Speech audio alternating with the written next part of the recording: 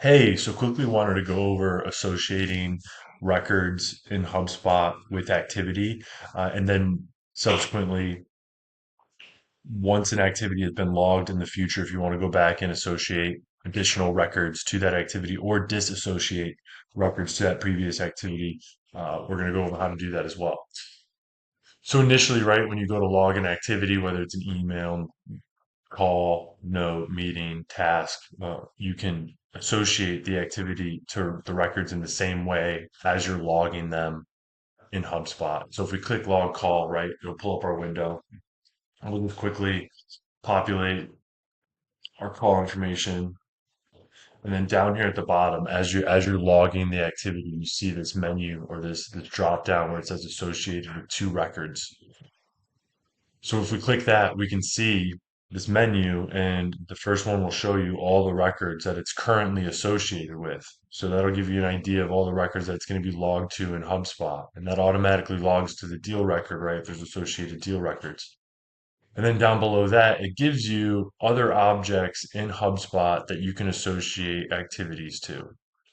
So if we scroll down, we can see our company's contacts, our deals, which are probably the three most commonly used objects in Sales Hub. If you click one, it pulls up the contacts that are currently associated with that activity. And if we wanted to associate additional contacts to that activity, all we have to do is start typing that contact's name. You can see I have all of my contacts now populating. So all I have to do is check the box next to the contact I want to associate to it.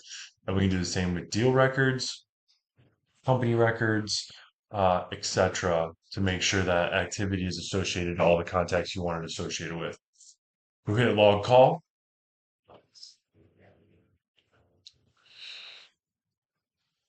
and now we can see that call that we just logged is associated to three records that we chose: ABC Insurance, Drew McGee, and Will Grubbs. And now the second part of this is after the call is logged, how can we associate new records or disassociate old records from that activity? So if we click the drop down here, it's the same thing, same process, same thing that we were doing as we were initially logging the activity.